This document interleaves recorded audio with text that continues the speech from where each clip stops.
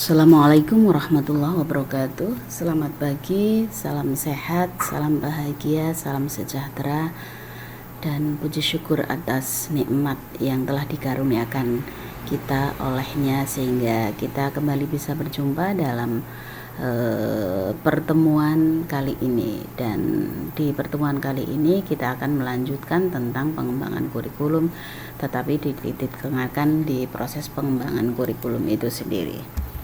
Nah, setidaknya subjek PMK-nya adalah setelah mengikuti pembelajaran, mahasiswa bisa menyimpulkan tentang proses pengembangan kurikulum secara benar. Setidaknya ada 4 agenda yang akan kita bahas. Agenda yang dua yang pertama yaitu sekilas revolusi industri 4.0 serta pengaruh revolusi industri 4.0 bagi dunia pendidikan. Itu adalah penghantar. Yang menjadi inti adalah agenda yang ketiga yaitu proses pengembangan kurikulum dan bagaimana kasus proses pengembangan kurikulum kalau di Indonesia, berarti Indonesia dalam kasus. Sebagai penghantar kita akan mencoba secara sekilas melihat apa itu revolusi industri 4.0. Jadi memang di masa kemanusiaannya manusia itu kita sudah mengalami 4 tahapan revolusi industri. Dari revolusi industri yang pertama ini dimulai kurang lebih di 1750-an sampai 800-an ya, dimana ini yang menjadi clue-nya itu adalah bahwa tenaga manusia itu memang diganti dengan tenaga mesin. Nah, baru dilanjutkan di revolusi industri yang kedua ya. Ini berarti melanjutkan 1870-an sampai 1914-an. Nah, ini yang disebut sebagai revolusi teknologi karena memang di sini sangat pesat terjadi yang namanya proses industrialisasi. Walaupun di sini sudah ada, tapi ini sangat pesat sehingga disebut sebagai revolusi teknologi. Nah, berlanjut revolusi industri yang ketiga ini berarti di tahun 60-an sampai 2010 ya. Ini yang disebut sebagai revolusi digital atau komputer dan otomatisasi, di mana memang hampir semuanya itu kita bekerja menggunakan basis komputer, basis otomatisasi. Nah, berbeda kalau di revolusi industri 4.0 yang berarti setelah 2011, berarti mulai 2011 sampai dengan sekarang, ini teknologinya sudah disebut sebagai teknologi disrupsi, sehingga disebut sebagai era disrupsi teknologi. Nah, ini yang sangat menjadi penanda ini adalah adanya konektivitas manusia, adanya big data dan lain sebagainya yang semuanya terangkum dalam bentuk virtual ya, cyber. Sehingga ini nanti kalau implikasinya di pengembangan kurikulum ya kayak misalnya secara terbelah ada mata kuliah misalnya fikihnya ya sudah fikih cyber, sudah tidak lagi dalam konteks fikih tradisional seperti itu. Nah, tapi apa sebenarnya revolusi industri 4.0? Ini kalau misalnya merujuk pada Angela Merkel ya, revolusi industri 4.0 ini adalah proses transformasi yang sifatnya sangat komprehensif, terutama menyangkut seluruh aspek produksi di industri melalui penggabungan teknologi digital dan internet. Yang ini kalau kita analog ke dalam dunia pendidikan itu juga produksi ya. Artinya educational as production function, berarti pendidikan itu sesungguhnya sebagai proses produksi, bahwa produksinya ya berbeda dengan produksi dalam dunia industri yang sesungguhnya. Nah, kalau Dirjen Aplikasi Informatika di Indonesia ini mencoba melakukan batasan tentang revolusi industri 4.0 ini adalah sebagai fenomena untuk mengkolaborasikan teknologi cyber dengan teknologi otomatisasi, sehingga di sini beberapa yang menjadi cirinya ya ada otomatisasi ya, ada konektivitas yang sangat luas, semuanya bisa merambah wilayah-wilayah yang tadinya tidak terjangkau juga seperti itu. Ada cloud computing ya, jadi ada komputasi di awan yang menjadi pusat yang di dalamnya ada hardware, software sampai dengan sumber daya yang dimiliki oleh organisasi tertentu, tapi orang lain bisa mengikuti atau organisasi lain bisa mengikuti. Ada IoT, IoT berarti Internet of Things, segala sesuatunya ini juga sudah basis internet. Dan yang tidak kalah penting ini adalah big data. Jadi bagaimana sistem menyiapkan data yang sangat besar yang kemudian diintegrasikan dalam sistem, ya, sehingga ketika kita membutuhkan informasi langsung dipanggil. Nah, satu informasi itu terintegrasi dengan seluruh komponen sistem yang ada. Ini sekilas tentang revolusi industri 4.0.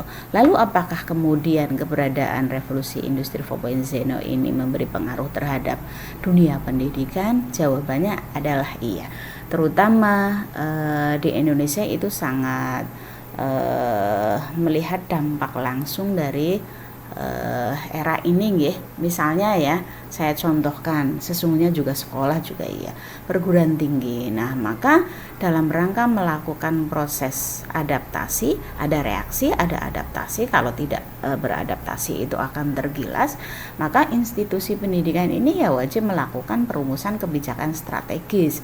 Kebijakan strategis ini yang dipengaruhi oleh RI 4.0 ini adalah yang berkaitan dengan semua aspek yang ada di lembaga tersebut, ya, seperti bidang studi atau program studi, ya. Ada kurikulumnya, ada sumber daya yang dimiliki oleh institusi tersebut, baik sumber daya manusia terutama dan sumber daya material lainnya, sampai kepada bagaimana melakukan pengembangan cyber university dan melakukan riset pengembangan sampai untuk menghasilkan inovasi. Nah, misalnya dalam rangka melakukan perumusan kebijakan strategis, ya. Baik, saya lanjutkan.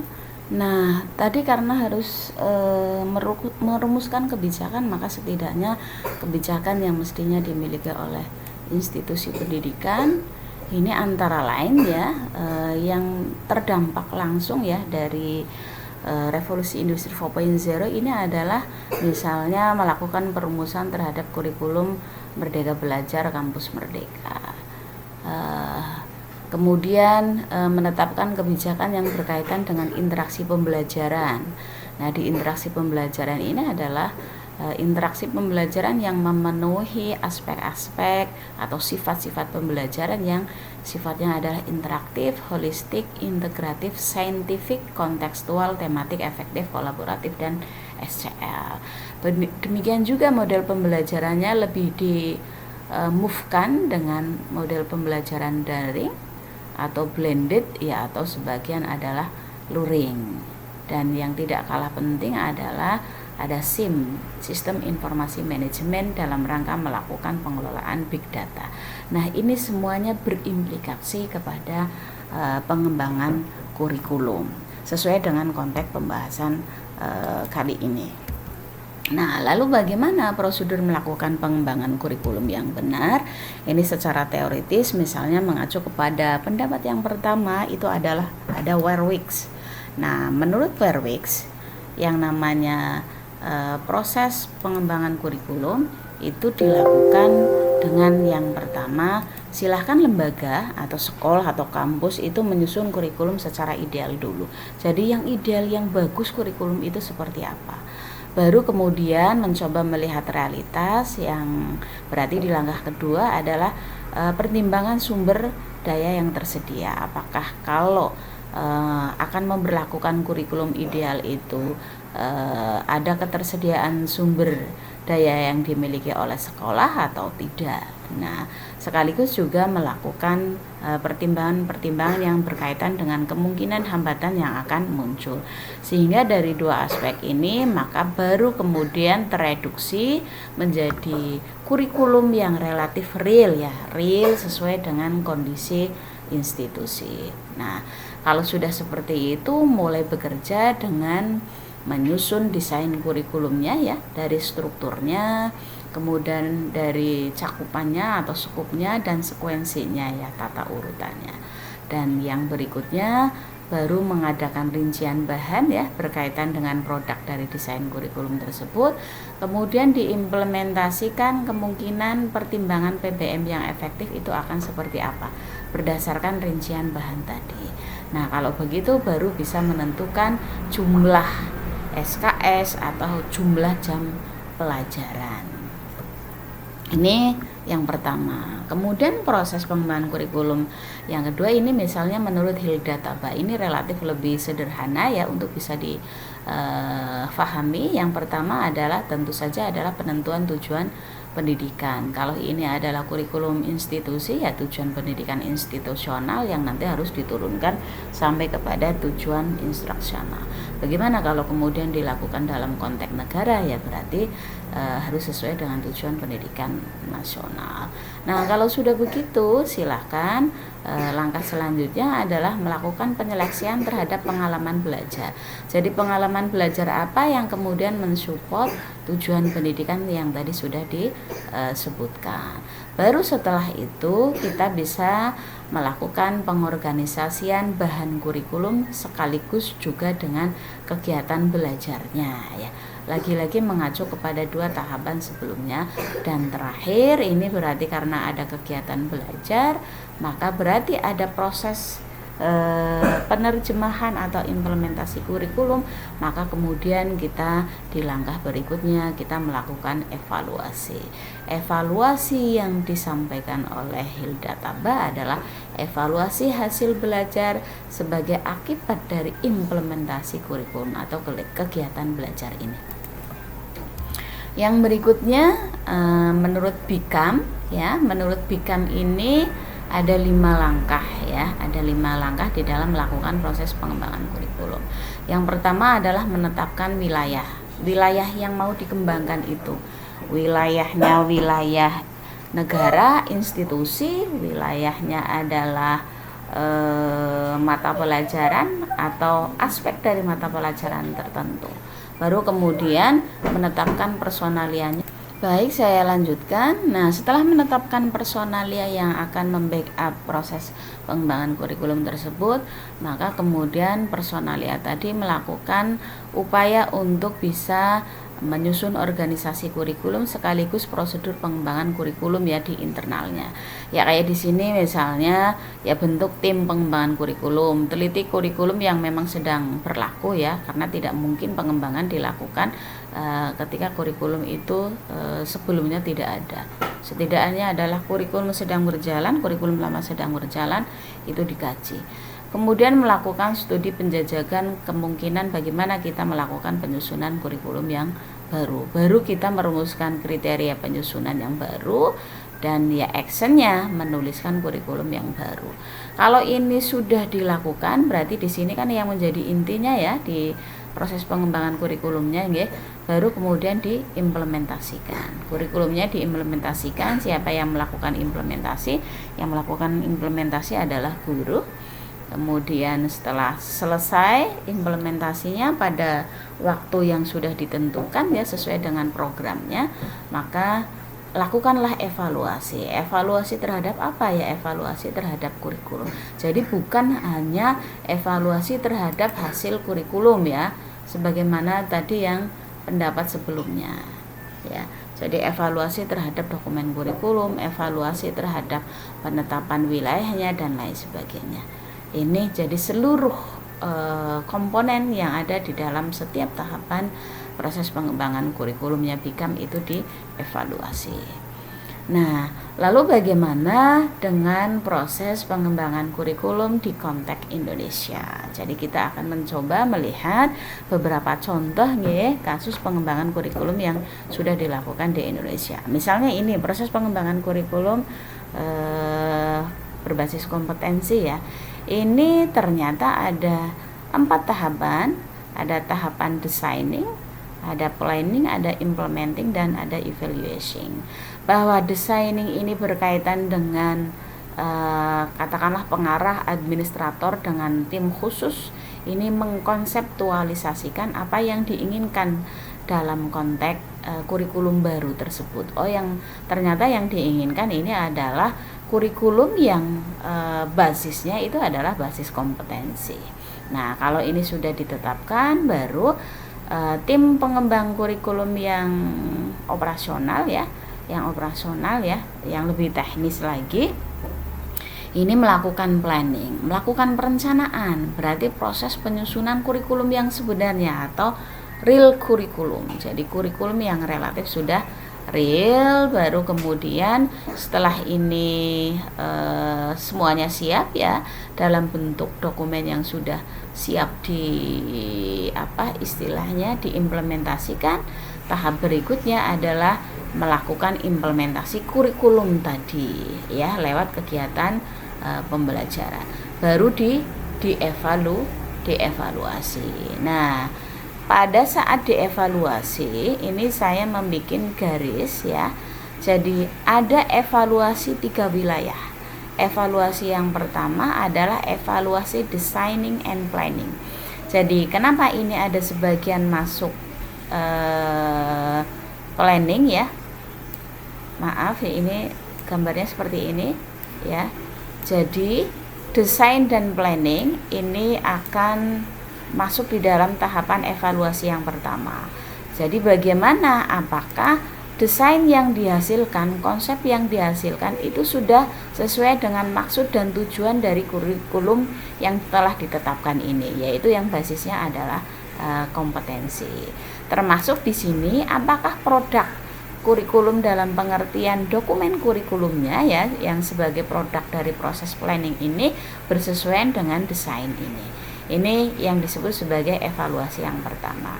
Baru di evaluasi yang kedua, ini berarti ada evaluasi sedikit di wilayah planning, kemudian kebanyakan di wilayah implementing, dan ada sedikit pula di wilayah evaluasi. Ini maknanya berbeda.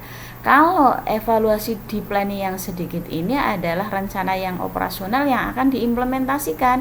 Berarti siapa ya? Dalam hal ini berarti misalnya adalah guru menyusun silabus atau RPP. Nah, RPP ini kemudian diimplementasikan secara overall ya dalam kegiatan pembelajaran untuk siswa, kemudian dievaluasi. Nah, evaluasinya di sini adalah evaluasi implementasi ya, evaluasi implementasi. Apakah itu berkaitan dengan evaluasi formatif dalam rangka melakukan perbaikan di implementasinya, ataukah evaluasi sumatif ya dalam rangka untuk ngejas posisi peserta didik atas hasil belajarnya di antara sekian banyak teman-teman yang ada di dalam kelasnya atau di dalam sekolahnya. Ini yang saya maksud evaluasi di irisan ini. Tapi evaluasi yang ada di sini adalah evaluasi overall kurikulum ya. Nah, terutama di aspek ini evaluasinya adalah evaluasi dari masyarakat ya, bukan lagi dari guru terhadap hasil belajar siswa, tapi atau proses implementasi tadi. Tetapi evaluasi yang dilakukan oleh masyarakat, oleh dunia industri dan yang lain sebagainya ya, stakeholder eksternal. Terutama apakah mereka melakukan bacaan bahwa produk kurikulum berupa perilaku yang dinampakkan oleh peserta didik tadi itu skillnya dan lain sebagainya ya, sebagai perwujudan dari perubahan perilaku tersebut adalah skill-skill yang dibutuhkan oleh masyarakat pada umumnya, dunia industri maupun stakeholder yang lainnya. Sehingga kalau ini dilakukan, baru sesungguhnya evaluation di sini berbeda dengan evaluation. Sehingga saya sebut evaluation of evaluation. Seperti itu. Ini proses pengembangan kurikulum KPK. Kasus yang lain lagi misalnya di K13. Nah, di K13 ini langkah yang pertama ini ada penyusunan konsep kurikulum 2013 ya, berarti sama di dalam konsep KPK ini berarti di proses designing ya. Ini berarti yang melakukan adalah tim pengarah yang di dalamnya ada para administrator pendidikan atau para pengembang kebijakan dan ahli-ahli tertentu ya. Baru kemudian setelah ini disepakati, baru kemudian dituliskan ya dalam buku kurikulum 2013, berarti ini komisi kerja ya, seperti itu. Kemudian pengadaan buku baik untuk guru maupun untuk siswa, sampai kemudian di tahapan sosialisasi dalam rangka melakukan penyiapan penterjemah utama kurikulum yaitu guru, maka guru dilatih. Di proses ini biasanya ada aspek yang tidak kelihatan, bagaimana guru melakukan penyiapan terhadap bagaimana pemerintah dalam hal ini melakukan penyiapan terhadap guru lewat kegiatan pelatihan. Ini juga ada proses melatih instruktur atau melatih fasilitator, seperti itu. Biasanya yang dilibatkan pertama adalah para dosen, itu melalui rekrutmen nasional seperti itu.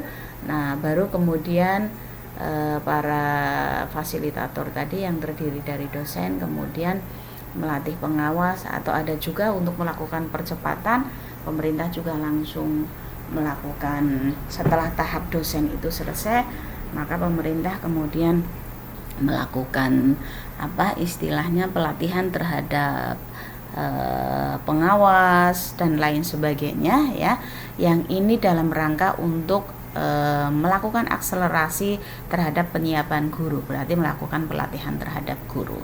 Seperti itu baru kemudian dilaksanakan. Di proses pelaksanaannya ini ada pendampingan ya secara terus-menerus sambil juga dimonitoring. Monitoring ini sesungguhnya ya di dalam proses implementasi kurikulum tadi. Nah, kalau evaluasi berarti di akhir ya. Akhir ini bisa dalam akhir implementasi dalam periode waktu tertentu, atau akhir ini adalah akhir dari pemberlakuan kurikulum. Sehingga dalam tahap monitoring ini juga banyak sekali hal-hal yang harus dirubah ya. Sehingga beberapa kali juga kurikulum 13 itu mengalami revisi-revisi di aspek-aspek tertentunya. Ini kasus di K13. Nah, bagaimana dalam kasus MBKM tadi yang dalam tanda kutip sangat berdampak langsung dengan revolusi industri 4.0. Nah, ini setidaknya ada 6 langkah ya. Langkah yang pertama ini adalah langkah melakukan analisis. Apa yang dimaksud dengan analisis? Yang dimaksud dengan analisis adalah kegiatan yang berkaitan dengan penetapan visi, misi maupun landasan yang nanti akan dijadikan sebagai landasan pengembangan kurikulum, sampai melakukan analisis kebutuhan dan dalam rangka melakukan penetapan profil lulusan. Jadi kalau misalnya di sini yang namanya kurikulum itu kan yang melakukan penyusunan adalah institusi. Dalam hal ini adalah program studi. Maka program studi menetapkan dulu visi misi, karena visi misi ini yang nanti akan menentukan profil lulusan ini mau jadi apa. Nah, di sini selain menetapkan visi misi juga menetapkan kira-kira landasan kurikulum yang akan digunakan untuk menyusun kurikulum MBKM yang baru itu seperti apa. Berarti sama secara teoritis ya, ada landasan filosofis, sosiologis, yuridis, karena ini mengacu kepada regulasi yang ada di konteks kenegaraan Indonesia, serta tujuan pendidikannya itu adalah untuk apa, seperti itu. Nah, baru di luar itu melakukan analisis kebutuhan, ini yang sifatnya adalah perkembangan sosial masyarakat ya, supaya nanti relevan dengan kebutuhan masyarakat. Ini berarti apa yang menjadi kebutuhan masyarakat saat ini berarti di era ini ya, revolusi industri 4.0. Analisis kebutuhan juga dari dunia profesional, dari berbagai macam bidang, dunia industri, serta standar-standar dan visi-visi yang sifatnya adalah scientific, visi keilmuan. Nah, makanya program studi itu selain visi lembaga sebagai bagian dari penerjemahan tujuan pendidikan secara nasional, juga tetap harus memiliki visi keilmuan yang membedakan bidang ilmu satu dengan bidang ilmu yang lain. Nah, baru kalau setelah selesai ini dilakukan, ditetapkanlah profil lulusan. Profil lulusan ini gambaran tentang lulusan itu nanti mau jadi apa. Itu sudah sejak awal disusun berdasarkan hasil analisis 2 tahap ini. Baru di tahap yang pertama, tahapan besar Yang pertama yaitu analisis, setelah selesai sampai kepada penetapan profil lulusan, dilanjutkan tahapan yang kedua adalah tahapan perencanaan. Perancangan, apa itu tahapan perancangan? Ini tahapan memilih dan menata komponen-komponen kurikulum. Di profil lulusan ini nanti kemudian diturunkan oleh tim pengembang kurikulum ya dalam bentuk capaian pembelajaran lulusan prodi atau yang disebut sebagai CPL prodi. Kalau jenengan lihat di dalam RPS itu dicantumkan CPL prodi, itu adalah penerjemahan atas profil lulusan prodi, misalnya prodi Magister PAI dengan Magister apa ya di sini ya, berarti PGMI itu seperti apa, ini terumuskan ya. Kemudian setelah CPL ini tersusun, baru dibikin bahan kajian yang mensupport CPL ya.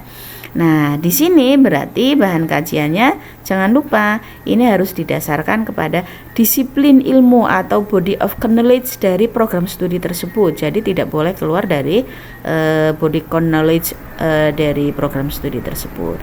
Nah, baru dirumuskan berdasarkan bahan kajian ini, kira-kira nanti pengalaman belajar atau learning experience-nya itu seperti apa.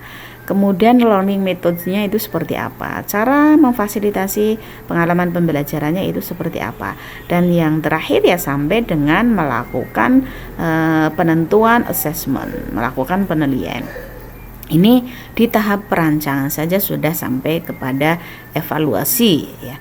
Baru di tahap berikutnya setelah perancangan adalah tahapan pengembangan itu sendiri. Nah, di tahapan pengembangan ini berarti tim pengembang kurikulum itu melakukan penjabaran CPL prodi tadi ya ke dalam CPL mata kuliah yang disebut dengan CPMK, capaian pembelajaran mata kuliah. Walaupun capaian pembelajaran mata kuliah ini ada dalam konteks satu tujuan mata kuliah secara komprehensif dalam satu semester, ini nanti diturunkan dalam sub CPMK CMK yang itu bisa dicapai di dalam setiap tahapan pembelajaran atau tiap tatap muka ya. Kalau kita hitungannya adalah 16 tatap muka, 2 diantaranya adalah untuk UTS dan untuk UAS. Itu standar nasional pendidikan tinggi kita seperti itu. Sehingga ada 14 pembelajaran. 14 tatap muka maksud saya. Nah, setelah ini baru masih lumayan ribet. Ini baru menentukan pembentukan mata kuliah sampai dengan kira-kira bobot SKS-nya itu seperti apa. Ini disusun dalam bentuk matrik ya yang cukup rumit, antar komponen keterkaitannya seperti apa, kenapa muncul bobotnya SKS sekian dan seterusnya. Nah, baru yang ketiga ini adalah merancang pembelajaran dalam bentuk rencana pembelajaran yang operasional. Misalnya ada RPS, ada RPD dan ada RPKD. Biasanya perguruan tinggi yang baru punya RPS itu adalah berarti dia baru beradaptasi dengan rencana pembelajaran semester yang asumsinya situasinya itu dalam keadaan normal saja ya. Tapi kemudian COVID-19 itu menyebabkan akselerasi e-learning itu menjadi sangat tinggi, maka perlu disusun yang namanya turunan dari RPS itu adalah ada RPD ya. Ada RPD dan RKPD. Nah, baru yang keempat menyusun instrumen penilaiannya ya, baik untuk penilaian formatif maupun sumatif ya, UTS dan UAS-nya.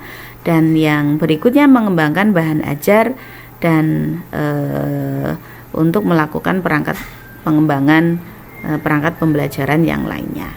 Ini tahapan pengembangan Baik, kita lanjutkan tahapan yang keempat, yaitu tahapan pelaksanaan atau tahapan implementasi. Ini berarti yang harus dilakukan adalah mengidentifikasi kemungkinan kira-kira masalah-masalah apa yang akan muncul yang itu bisa juga menghambat implementasi kurikulum. Ini harus diidentifikasi, kemudian melakukan sosialisasi. Ini banyak pihak ya, tidak hanya para dosen atau para guru, tetapi juga mahasiswanya, pimpinannya, tenaga kependidikannya yang ini akan menjadi SDM supporting ya, supaya implementasi kurikulum itu menjadi relatif efektif. Ya, yang ketiga ya berarti melaksanakan kurikulum itu sendiri dan lembaga melakukan monitoring terhadap implementasi kurikulum ini. Dan yang kelima ya, di 2 tahapan terakhir ini adalah tahapan evaluasi. Apa yang dilakukan? Yang dilakukan adalah melakukan evaluasi formatif dalam rangka melakukan perbaikan implementasi kurikulum di tahap berikutnya, maupun melakukan evaluasi sumatif untuk melihat hasil dari implementasi kurikulum. Nah, baru di tahapan yang keenam adalah melakukan tindak lanjut. Tindak lanjut ini dalam rangka melakukan perbaikan ketika tadi di proses-proses pelaksanaan atau dievaluasi itu ditemukan banyak hal yang itu berkaitan dengan hambatan, itu berarti harus diperbaiki, atau ada unsur perbaikan yang itu sebenarnya tidak berkaitan dengan hambatan tapi tidak terfikirkan sebelumnya dalam rangka melakukan penyempurnaan, maka langkah yang keenam berarti ada tindak lanjut atau perbaikan. Oke, baik, sudah selesai. Maka saya berpesan bahwa yang namanya pengembangan kurikulum, siapapun kita yang melakukan, apakah saya panjenengan tergabung dalam tim khusus atau tim besar, maka sesungguhnya ketika kita melakukan pengembangan kurikulum itu merupakan bagian dari proses menyiapkan kesuksesan hidup generasi bangsa di masa depan. Ya, masa depan itu masa depan yang tidak berbatas kepada umur dunia ini, jadi visinya adalah horor, tetapi masa depan yang sesungguhnya yaitu masa depan yang kekal. Maka ini berarti bagian dari investasi amal, mulailah dengan membaca bismillah. Terima kasih, semoga bermanfaat. Wassalamualaikum warahmatullahi wabarakatuh.